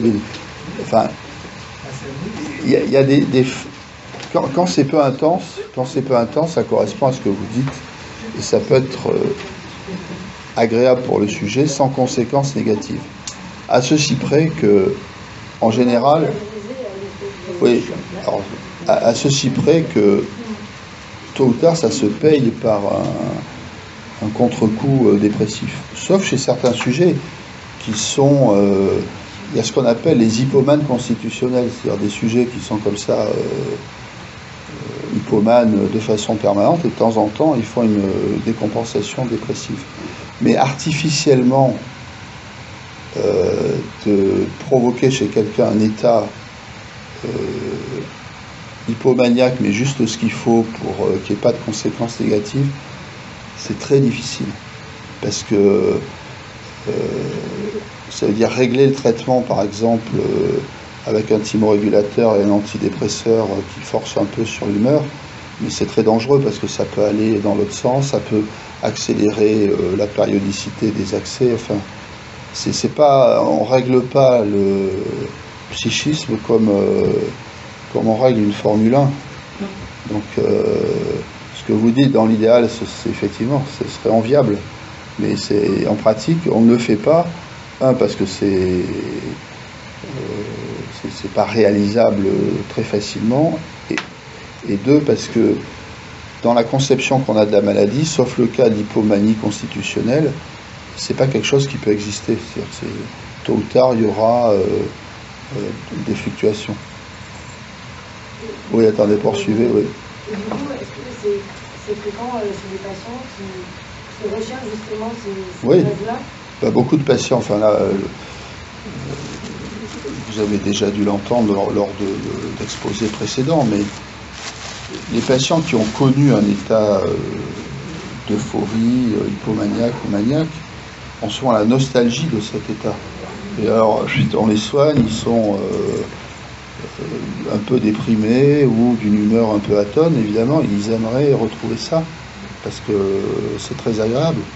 Et donc, souvent, ils arrêtent le traitement, enfin, ils font des expériences pour essayer de retrouver ça. Mais ce sont souvent des expériences malheureuses.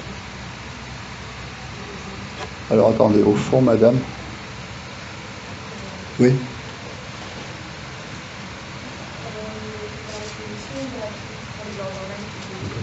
Vous pourriez prendre le micro parce que comme ça on vous entendra bien. Il va pas jusqu'au bout. Il n'y en a pas de sans fil, on est désolé. Hein. Alors je suis une thérapie pour les borderline, mais j'ai aussi vu une psychiatre qui m'a diagnostiqué surdouée à tendance dépressive avec des TOC et des PCA. Est-ce qu'il y a aussi une confusion, on parlait de confusion avec les troubles bipolaires et les troubles schizophrènes, est-ce qu'il y a aussi une confusion avec le surdon? Alors, comment ça se passe? Merci. Oui, c'est une très bonne question parce qu'en ce moment,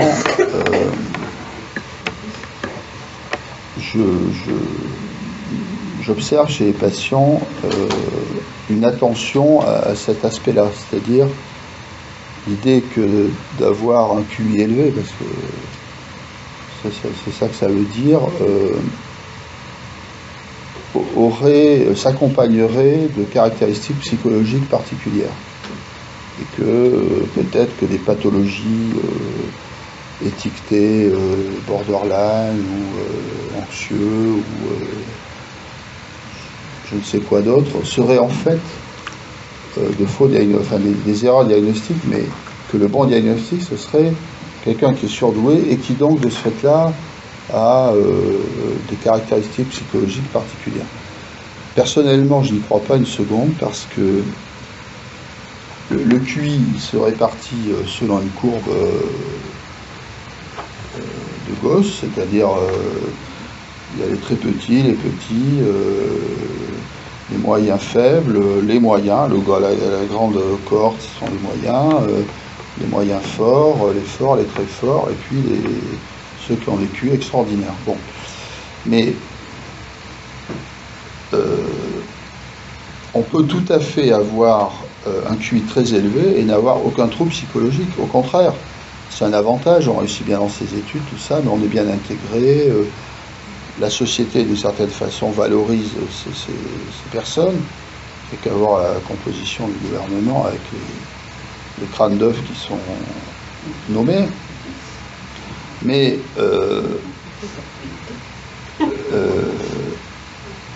autrement dit, il peut aussi y avoir, chez les personnes qui ont un QI élevé, tout un tas de troubles. Il y a des schizophrènes qui ont des QI fantastiques, des bipolaires, des borderline. Et alors que ça influe un peu sur leur pathologie, oui, mais que ça définisse leur pathologie, non. Enfin, je parle en mon nom personnel. Et dans la littérature psychiatrique, il n'y a pas tellement de choses pour me contredire. Alors maintenant, peut-être qu'on s'est trompé et qu'il faut fouiller dans ce sens-là, mais pour moi, c'est pas une piste très intéressante, mais c'est vrai qu'il y a des livres, il y a des, je sais plus comment ça s'appelle, mais en fait, il y a un biais de recrutement, c'est-à-dire que les personnes qui ont un QI élevé et qui souffrent vont consulter. Donc on va dire, ah ben oui, mais ceux qui ont un QI élevé et qui vont bien, et c'est la majorité, ne vont pas consulter. Donc c'est pour ça que le raisonnement n'est pas suffisamment solide. Il faudrait prendre au hasard dans la population 300 personnes ayant un QI élevé et étudier leur psychologie. Et on s'apercevrait, enfin c'est l'hypothèse que je ferai en tout cas, qu'il n'y a pas de différence majeure par rapport aux échantillons pris dans la population moyenne. Alors madame, je crois que vous n'avez pas pris la parole. Je voulais savoir ce que vous pensiez au niveau du traitement pour le trouble borderline, de l'autosupport et du principe de rétablissement Alors, en complément d'autres... Oui. Je ne suis pas sûr de bien comprendre votre... parce que si vous voulez parler de tout le courant sur le rétablissement comme il y a dans la schizophrénie, des choses comme ça? Oui, ou en tout cas sur le fait aussi de l'autosupport, du fait que des personnes qui ont le même trouble puissent soutenir, supporter entre elles. Oui, alors, dans le service où je travaille, on fait une prise en charge de groupe en hôpital de jour de patients borderline avec toute la dynamique que ça implique. Alors, je ne sais pas si à Paris ou en France, il y a des groupes de patients, groupes de parole, enfin de patients borderline qui ne soient pas dans un cadre médical, mais c'est très probable et ça peut toujours aider. Encore que l'expérience que nous avons, nous, de l'hôpital de jour montre que, pour les raisons que je vous indiquais tout à l'heure, ce ne sont pas des groupes très tranquilles, quoi. Enfin, ce sont des groupes difficiles, avec souvent des problèmes relationnels particulièrement aigus, enfin, vous voyez, mais moi je suis, enfin, sur le principe, évidemment, c'est une bonne chose, ça peut tout à fait être une bonne chose. Il n'y a aucune raison de l'exclure, en tout cas, ça serait aberrant. Par exemple, dans la DCD de Linéane, il peut y avoir... il y a des formes de groupe. C'est semi-directif, mais du coup, il peut y avoir aussi une forme de groupe. Et oui, mais il y a. Oui, après, ça dépend si c'est en individuel ou si c'était en groupe. Il y a aussi, à ma connaissance, dans la prise en charge de Marshall Linéane, des séances de groupe aussi.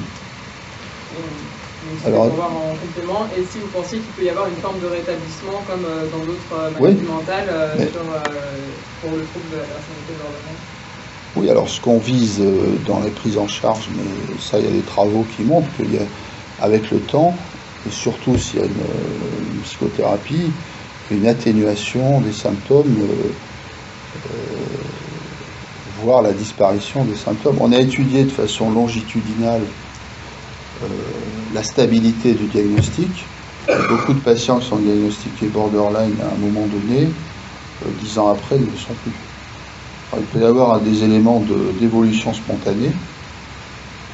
C'est la même chose dans la schizophrénie. On s'aperçoit qu'à un âge avancé, les symptômes sont beaucoup moins marqués. Il y a même des cas où ils disparaissent. Le trouble bipolaire, c'est pareil, il évolue avec le temps. Donc cet élément entre en ligne de compte, et pour le trouble borderline, en général, ça va vers l'amélioration. Alors, attends, madame, vous n'avez pas parlé. Je vous avais expliqué au tout début que les troubles borderline, c'était un mode de fonctionnement constant. Oui. Est-ce que ça veut dire que ce n'est pas une maladie, contrairement au trouble bipolaire? Alors, je vous ai dit que c'était un mode de fonctionnement habituel. J'ai dit constant, c'est une erreur, j'aurais dû dire habituel, parce que ça, c'est la définition des troubles de la personnalité, des traits de personnalité. Ce qui définit la personnalité, c'est la façon d'être habituelle. Mais votre question me fait revenir sur un point, c'est que certains disent, mais non, le trouble borderline, c'est pas un trouble de la personnalité, puisqu'il y a une évolution dans le temps. En revanche, ce qu'il faut bien comprendre, c'est que c'est pas par accès, c'est-à-dire on n'est pas borderline 3 mois dans l'année, et puis le reste du temps, tout va bien. C'est habituel au sens où c'est chronique. Alors que dans le trouble bipolaire, les accès, dans les formes les plus typiques, sont bien différenciés des périodes normotimiques, où là, il n'y a plus de symptômes. Donc dans le trouble borderline, les symptômes sont toujours plus ou moins présents. Je ne sais pas si j'ai bien répondu. Si. Mais est-ce que c'est une maladie? Oui, alors, c'est pas une maladie, c'est un trouble. Alors, vous savez, la différence, c'est qu'on parle de maladie parce qu'on sait on connaît la cause. En psychiatrie, on parle plutôt de trouble parce que c'est beaucoup plus difficile à définir. Puis il y a tout un tas de questions aussi méthodologiques sur la définition des troubles, s'il n'y a pas de symptômes biologiques objectifs. Mais les troubles de la personnalité, ce sont des troubles mentaux au même titre que le trouble déficit de l'attention, le trouble bipolaire, l'addiction à l'alcool, enfin, etc. Donc c'est un trouble. Mais les troubles de la personnalité, c'est une catégorie de troubles bien particulière. Si je peux me permettre de rajouter une autre question, moi on m'avait expliqué, des spécialistes, qu'une des manifestations majeures des troubles de la personnalité borderline qui faisait qu'on pourrait vraiment poser ce diagnostic, c'était les scarifications. Ah oui, j'ai oublié d'en parler, vous avez raison. Dans les mises en danger, il y a souvent des comportements auto-agressifs, donc qui sont le suicide, enfin une tentative de suicide. Parfois les personnes se tapent la tête contre les murs. Enfin, il y a l'hétéro-agressivité, agressivité physique, et très caractéristique, il y a les scarifications. C'est-à-dire dans des moments de grande tension, pour décharger cette tension, la personne a besoin de se faire mal, et c'est peut-être des scarifications. Mais il faut faire attention, c'est très caractéristique, mais il faut faire attention, c'est qu'il peut y avoir des scarifications qui ne relèvent pas de ce trouble. C'est-à-dire chez les adolescents, une espèce de contagion, de scarification, etc. C'est pas parce que quelqu'un s'est scarifié une fois qu'il a un trouble de la personnalité borderline. Et oui, vous avez raison, j'ai oublié de parler de ça, et on voit certaines patientes bipolaires ou patients avec des cicatrices tout le long de l'avant-bras. Et en général, de l'avant-bras, si la personne est gauchère, c'est l'avant-bras droit. Enfin. Est-ce que vous estimez que les extractions de glucose du sang et des autres, c'est considéré comme une scarification? Alors ça dépend du contexte clinique dans lequel ça survient. Mais si c'est la personne vous dit j'étais tellement énervé que je me suis gratté jusqu'au sang, ou alors je m'ennuyais, pour ressentir quelque chose de fort, j'ai fait ça, c'est les deux explications possibles. Ça peut entrer dans ce cadre-là, mais il faut qu'il y ait les autres symptômes. Ça peut être tout à fait autre chose. Ça peut être un délire, ça peut être trouble obsessionnel compulsif, enfin. Une hésitation pour mon fils,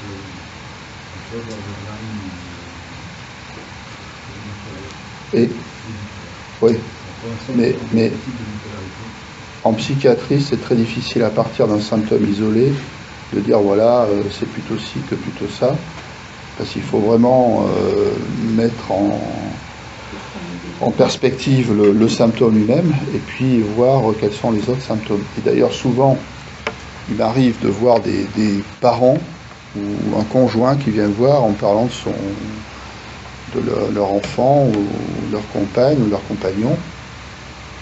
Ils me décrivent les troubles en disant est-ce que c'est borderline? Mais c'est très difficile parce que tant qu'on n'a pas vu le patient, qu'on n'a pas posé certaines questions, s'il y a des choses que les gens ressentent et dont ils parlent à personne,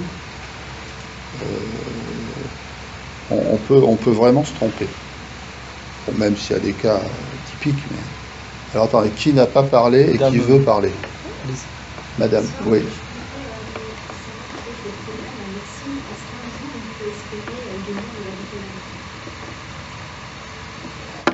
En théorie, oui. Forcément, il y a beaucoup de maladies qui ont été... en théorie, oui, mais bon, déjà, il y a quand même une fraction de patients qui est parfaitement soignée, et quand le traitement médicamenteux marche bien, qu'il n'y a par ailleurs pas de trouble de la personnalité, pas de difficultés autres. Sans parler de guérison, on peut dire que la maladie ne s'exprime plus. Bon, c'est pas la majorité des cas, malheureusement. Mais on ne peut pas répondre non à votre question, parce qu'en théorie, il y aura forcément des progrès, peut-être un jour une meilleure compréhension du mécanisme. Enfin, il y en a déjà eu des progrès par rapport à il y a un siècle ou deux, donc il faut... Je réponds oui à votre question, mais bon, je ne sais pas si c'est nous qui verrons ces progrès, mais j'espère. Alors, madame. Est-ce que vous pensez que le xéroquel soit capable de provoquer une pancréatite aiguë? Je n'ai pas la réponse. Des hépatites, oui. Il faut se méfier des notices. S'il y a vraiment eu des cas probants répertoriés, la réponse est oui, mais ça doit être exceptionnel. C'est un traitement canadien, donc Tenon a dit que c'était un traitement canadien, d'accord. Pancréatite aiguë, plus. Bon, ma fille... Je ne sais pas si c'est fréquent, mais c'est évident que tous ces médicaments, quels qu'ils soient, peuvent provoquer des accidents graves. Les pancréatites, ça a été surtout décrit chez les enfants avec la dépakine ou l'hépacote. Ça, c'est le risque est pas négligé. Enfin, il est plus fort qu'avec d'autres médicaments.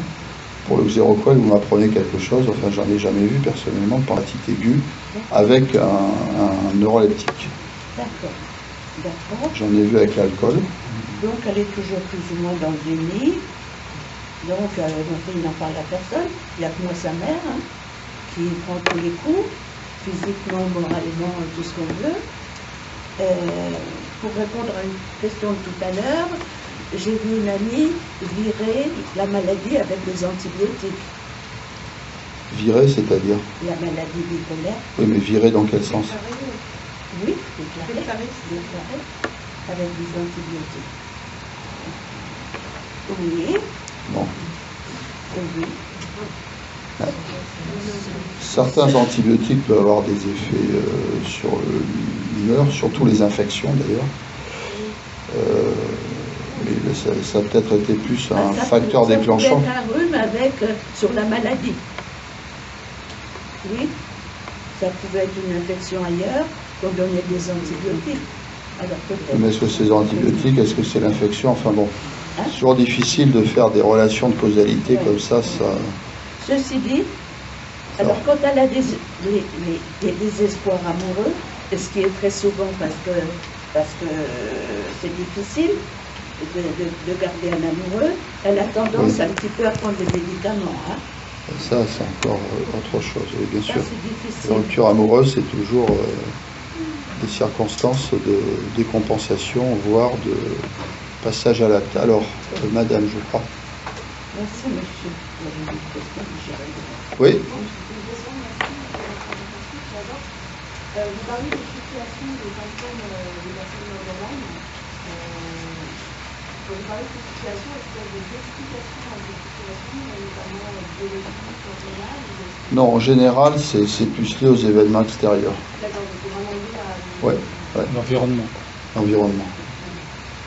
Alors, attendez, c'est des personnes qui n'ont jamais... Dame, dites-moi. À droite. Dame prenez quelque chose. Allez-y, levez-vous. Oui, c'est vous.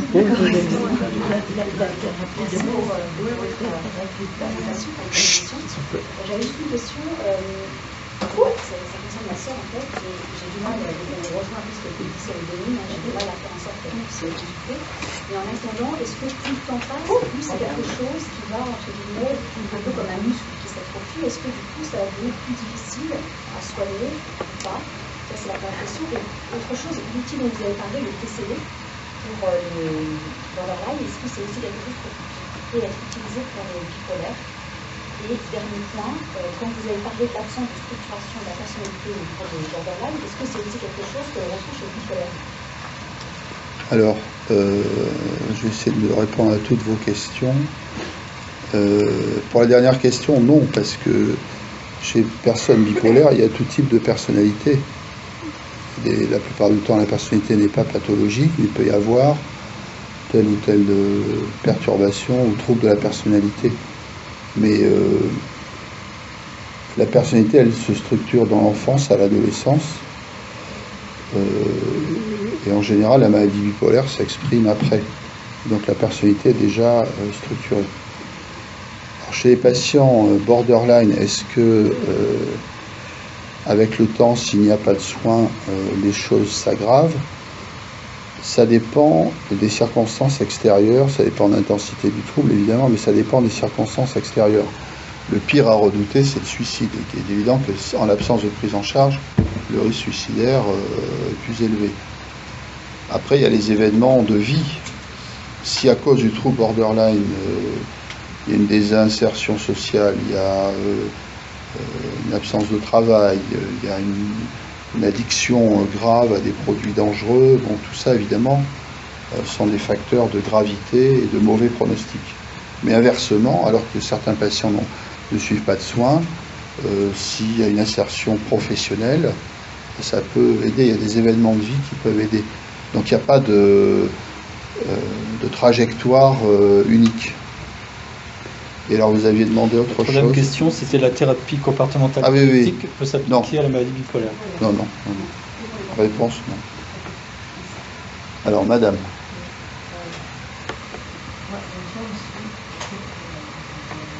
J'aimerais savoir, parce que là, après avoir suivi, on va reconnaître que j'ai diagnostiqué bipolaire après 2 semaines, 15 ans que j'avais. Je sais pas de puissance dans l'état hospitalier. Et lorsque j'ai un petit peu plus sur le borderline, lorsque je vous suis, je me reconnais aussi beaucoup dans le borderline. Et je voudrais savoir qu'est-ce que je dois faire, est-ce que je dois aller voir le médecin. Mais là, vous êtes suivi par un médecin déjà. Je suis un médecin. Vous lui en avez parlé? Borderline, moi, je ne pensais pas. Vous lui en parlez, parce que lui, il va sûrement vous dire ce qu'il en pense et vous répondre. Et si vous n'êtes pas satisfait de sa réponse, vous allez voir. Vous venez dans mon service, par exemple, là on vous dira. Je ne fais pas de publicité pour mon service parce que on refuse des patients tous les jours, mais il se trouve qu'on est spécialisé un petit peu dans ce domaine, donc, et qu'on reçoit beaucoup de patients à ce titre. Mais vous voyez, le cas de figure que vous citez est relativement fréquent. Madame.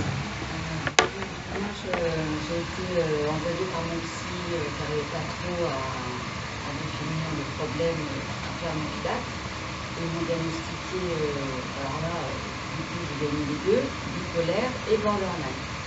Sur le moment, j'ai refusé le jeu du mal à accepter, ça m'a beaucoup déprimé, et ensuite j'ai accepté et j'ai fait ce qu'on m'a recommandé là-bas.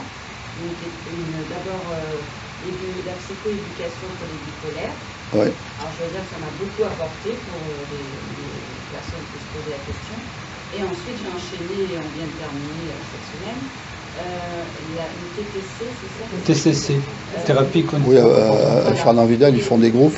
Ça aussi, ça a été très très instructif et ça m'a beaucoup apporté à comprendre le fonctionnement des schémas dont vous n'avez pas beaucoup parlé, mais effectivement, c'est très intéressant. Et en fait, moi j'ai le sentiment qu'en fait, les choses s'éclaircissent maintenant dans ma tête, mais ma question c'est ça, j'ai l'impression que quand j'étais en hypomanie, en fait, c'est tous mes troubles borderline qui étaient exacerbés. Oui.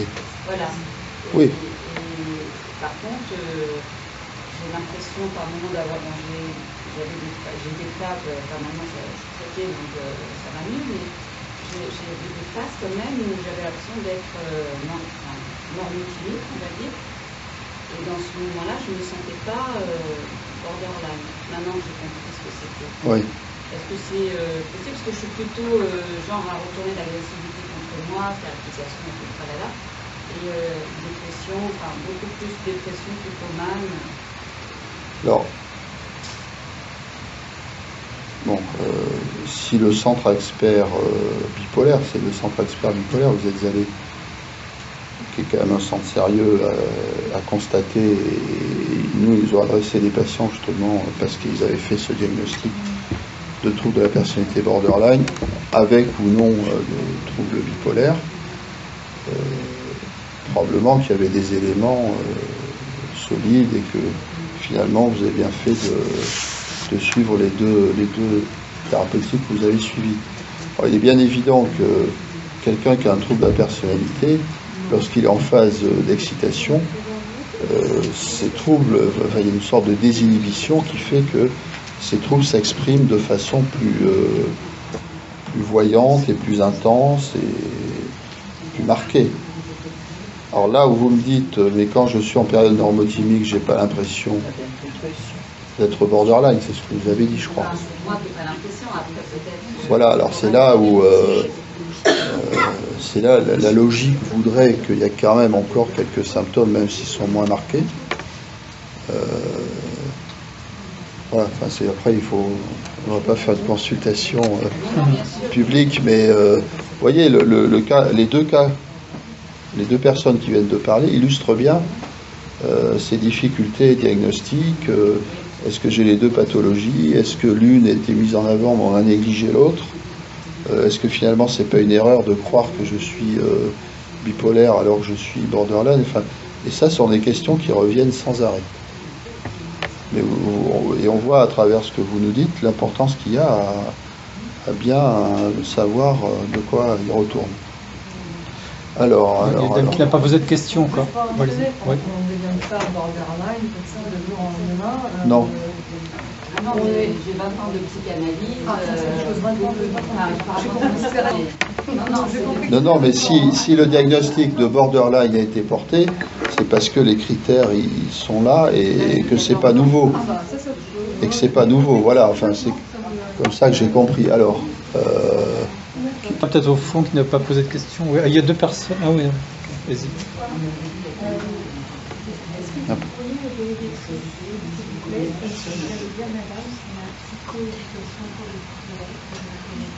La psychoéducation pour les bipolaires. Oui. Et j'avais la question, je voulais savoir si, pour les personnes qui sont diagnostiquées bipolaires, se tourner vers des médecines alternatives ou même des pratiques de bien-être comme le yoga, la sophrologie, même l'acupuncture. Est-ce que ce sont la méditation, vous en avez parlé, est-ce que ce sont des voies qui peuvent être explorées, pratiquées avec des effets bénéfiques?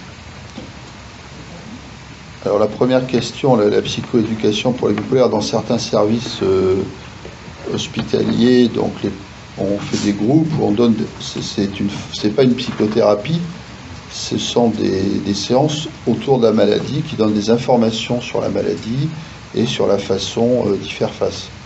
Donc ça c'est très utile parce que ça donne des conseils relativement pragmatiques, puis aussi ça apporte une meilleure compréhension éviter les rechutes du trouble. Donc c'est centré sur la maladie et ce qu'il faut en savoir.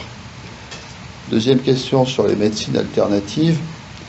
Je vous dirais que c'est pas une alternative justement. C'est un complément éventuel. Après, si la personne en est aidée, pourquoi pas, mais c'est pas ça qui va être le traitement efficace de fond du trouble. Alors après, on peut avoir l'illusion que ça l'est, parce que quelqu'un peut avoir un état d'excitation à 20 ans et faire un deuxième accès à 40 ans. Et dire, ah ben oui, pendant 20 ans, j'ai pris du magnésium et je suis allé voir un acupuncteur. Mais c'est pas ça qui a empêché c'est le génie propre de la maladie. Avant, quand il n'y avait pas les traitements, ben, il y avait de longues périodes où ça allait bien. Mais la méditation en soi, c'est une excellente chose. Dans mon service, il y a des groupes de méditation. C'est une façon d'aide, d'apprendre des choses qui peut soulager, qui peut aider. Le reste, l'acupuncture, tout ça, je suis pas sûr qu'il y ait vraiment des éléments solides et scientifiques pour prouver l'efficacité, mais il faut surtout pas considérer ça comme une alternative. Voilà. Est-ce que ça peut amener à une guérison plus rapide ou À mes yeux, non, mais bon, après, c'est la voie. Ce que je vous dis n'est pas étonnant venant d'un médecin psychiatre. On va prendre une ou deux questions. Monsieur, je crois, monsieur voulait parler. On ne pourra pas épuiser le sujet ce soir. Monsieur devant, là. Attendez, monsieur devant, alors, je crois. Après, puis il y aura quelqu'un tout au fond. Et tout au fond, voilà. Est-ce que la mort d'une mère ou d'un père peut déclencher le trouble borderline chez un malade de 42 ans? Non. La maladie est antérieure? Non. Dans les troubles de la personnalité, les symptômes remontent en général à l'adolescence, voire au début de l'âge adulte, mais une réaction à 40 ans à un deuil, c'est pas du tout un trouble de la personnalité borderline. Ça peut aggraver? Ça peut aggraver, bien sûr. Alors, monsieur tout au fond, ouais. Oui, vous n'avez pas parlé pour l'instant des proches et des aidants. Ouais. Leur rôle, les précautions, qui me semblent assez importants, donc en précaution d'un conjoint, d'un proche, d'un parent. C'est assez utile de temps en temps de garder son calme, ouais. son serein, parce qu'il y a des choses qu'il faut faire, quand même. Non, vous avez raison, bon, je n'ai pas pu parler de tout et votre question me permet d'en parler. C'est vrai qu'on a souvent aussi des questions telles que la vôtre, c'est-à-dire les proches qui nous demandent qu'est-ce que je dois faire quand il y a des menaces de suicide, quand il y a des disputes, quand il y a des colères, quand la personne se met à tout casser, bon, qu'est-ce qu'il faut faire? Alors, il n'y a pas évidemment de recette miracle. La première chose, c'est de faire comprendre aux proches que c'est une maladie, que c'est pas, la personne ne fait pas exprès. Donc, il ne faut pas tenir des propos qu'on aurait spontanément envie de tenir, mais calme-toi, mais bon. Deuxièmement, il faut poser des limites, parce qu'un borderline peut être très violent en parole. Donc, quand par exemple il y a des insultes, il ne faut pas les tolérer, il faut soit s'en aller, soit après demander que la personne présente ses excuses, etc. Il faut surtout inciter le patient à se soigner. Il faut avoir une attitude un peu celle que je vous décrivais, c'est-à-dire essayer d'être calme, d'être fiable, de ne pas promettre une chose et ne pas la tenir, enfin. Et très souvent, d'ailleurs, les proches du borderline ont eux-mêmes des difficultés. Donc tous ces conseils, je dirais, sont un peu bateaux, parce que c'est en grande partie du bon sens, mais en pratique c'est très difficile. Et parfois il faut savoir séparer quand un adolescent sème la terreur ou la pagaille dans une famille, et ça peut être tout à fait le cas, ben là il faut envisager une mise à distance. Ça peut être très utile parfois. Je sais pas, c'est une question à laquelle il est très difficile de répondre. Mais c'est vrai qu'il faut naviguer entre être ferme et puis être compréhensif. Il faut être patient, il faut comprendre que c'est une maladie, il faut supporter, mais il y a des moments où on ne peut pas supporter. Mais il ne faut pas tout supporter. C'est ça le problème, c'est que certains borderline se comportent parfois comme des tyrans domestiques. Donc il faut mettre des barrières. Mais quand le médecin psychiatre effectuant la visite à domicile refuse l'hospitalisation sous contrainte, la demande d'un tiers. Ça c'est une autre question. Prétextant, bon, il est borderline. Ah ben non, un borderline peut être tout à fait hospitalisé sous contrainte, c'est pas incompatible. Cela étant dit, le grand danger de la prise en charge des borderline sont les hospitalisations itératives. Parce que si à chaque crise on répond par l'hospitalisation, on met en place un système, un cercle vicieux. C'est pour ça que la première chose à faire, c'est lutter contre les passages à l'acte qui ont des conséquences et qui empêchent une vraie prise en charge sur le fond. Donc il y a une gradation dans la prise en charge. Je crois que ce sera le mot de la fin. Merci beaucoup. Merci beaucoup, professeur. Ah, mais on peut pas. Écoutez, non. Très important. Non. J'aimerais quand même préciser.